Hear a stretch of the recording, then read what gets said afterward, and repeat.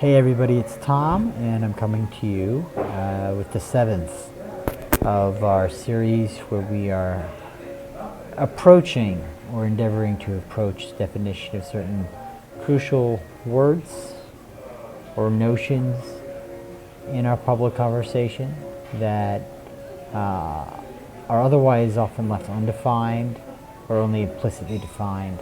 And the notion we're going to take up today is religion, which is really a very vast topic. But to go ahead and somewhat audaciously say a definition right off the bat, one might say that of religion is a cultural system of symbols, practices, institutions, which are generally coordinated by an effort to orient humanity to a particular sense of the cosmic order, or the real, or the universe, or what have you.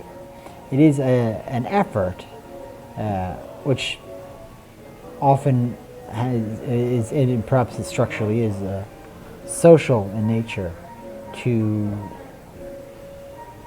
understand our place in the world. And in one way or another, it seems to me that any religion that you are going to put forth has, as part of its response to that issue, that challenge, the concept of a transcendent, something which goes beyond or which draws a boundary to human capacity to understand and to relate or to be in this world.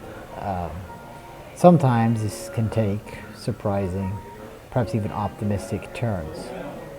And so that understanding is probably most readily demonstrable with respect to theistic religions, Christianity, Islam, Judaism, Hinduism, certain folk religions, and so on and so forth.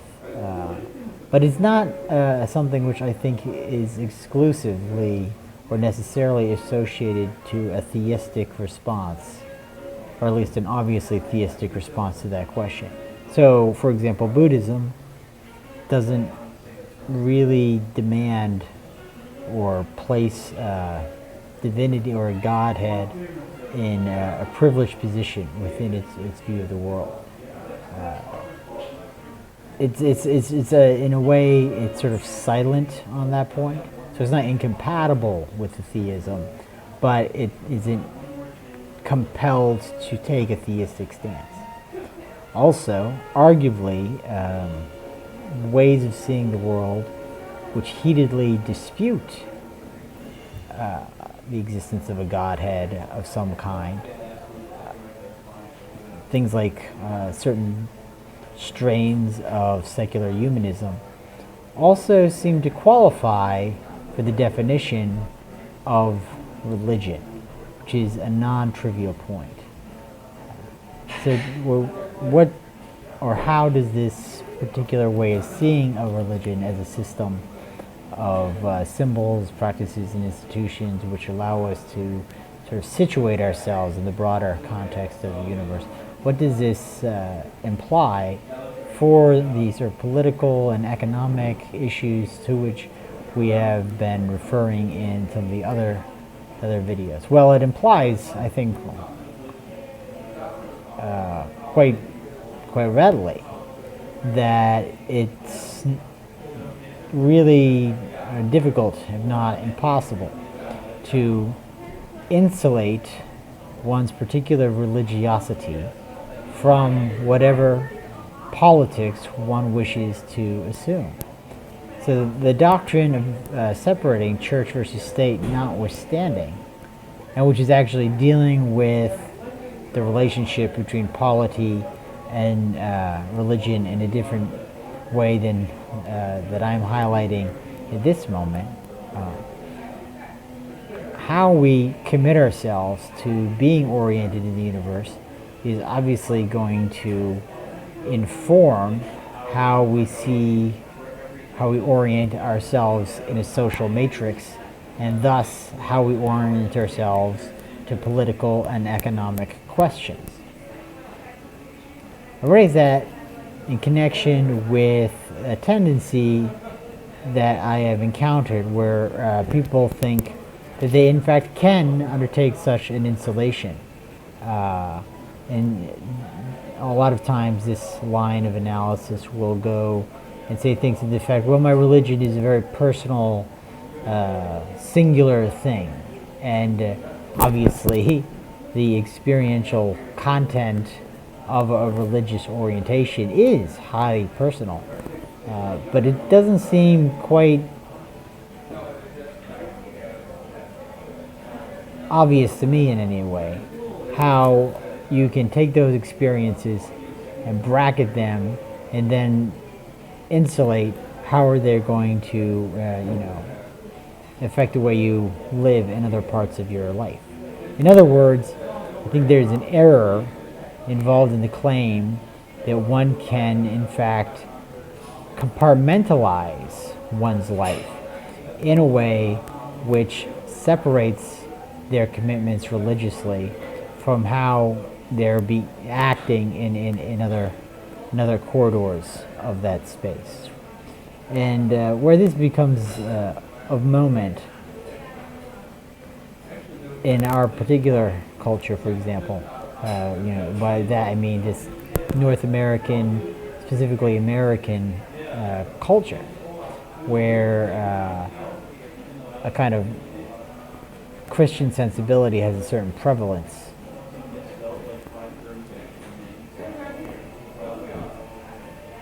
If you take the central tenets of Christianity, which is a heterogeneous, mixed tradition, but if you see those central tenets as committed to principles like love and compassion, as demarcating how we're going to be with each other, how we're going to treat our fellow human beings, then you find yourself in a very awkward situation with reference to the dominant structures of power, the state and the economy, because the logics of the state and the logics of the economy militate that we behave toward each other in hostile, antisocial fashions, at least as they're presently arranged.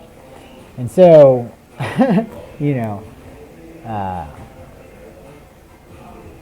it's important that we look more deeply at the implications of how, if religion is how we identify our space in the cosmic order, how can we reconcile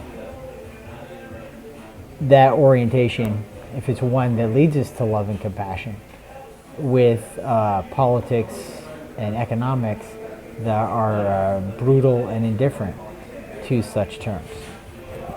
And I guess I'll leave that as an open question for the moment. I mean, I noted that that was relevant in the American context because we have a Christian orientation. But I'm going to append this note there that it's almost moot that it's a Christian orientation. Because if you take the vast bulk of the world's religions, certainly the major religions, Islam, Judaism, Buddhism, Hinduism, Taoism, across the board, there is an exhortation toward compassion, forgiveness, embrace, love, and that almost universal. There's differences perhaps as to how they, cash out specifically how they find expression. But at when the rubber hits the road, at the end of the day, there's a broad consensus as to a kind of sociality which is incommensurate with the way things are happening at this point in time. Ironically, this does not comport with a broad conception, and often also associated conception of religion, that it serves to domesticate people. Now, factually, that's true. Christianity is notoriously been invoked to justify all kinds of bloodshed. In fact, there's no major religious system which escapes that charge. The trick of it is that that is an illegitimate use. I'm going to just go ahead and say that right there. Full stop. It is an illegitimate use of what's going on at root with religiosity, which is a radical interrogation of our being. I am suggesting that such radical investigation ultimately leads us to behave decently toward each other. Now, I should add here at the end, because I noted that there's in the video where we sort of talked yesterday about science, that there's lots of tension between what we call science and religion. And that's natural enough when you see how science is related to an effort to orient human beings within the universe at large. But it carries with it certain preconceptions. Sometimes only, or really even provisionally, but still they're there. One of those commitments is that reality is largely transparent. And an anxiety arises with reference to those systems of orientation that we have historically termed religions. The anxiety arises that these other systems demand that we can see that there's something like a limit, a transcendent, as we said at the outset, which is recalcitrant, which resists our efforts to collapse it into a discursive framework or model that we can understand and that we can control. Now, there's the two edges to that sword. The one edge is, liberating, in that it creates a great space for imagination in a new and different way of relating with the world, and one which is grounded in commitments like, as we've already said, love and compassion. The other side is the illegitimate side that I've already referenced, where the appeal to the transcendent is invoked not to open us to different reality, but to close us off, to compel us to exist within a very narrow confine, a model, an ideology, if you like. And this is,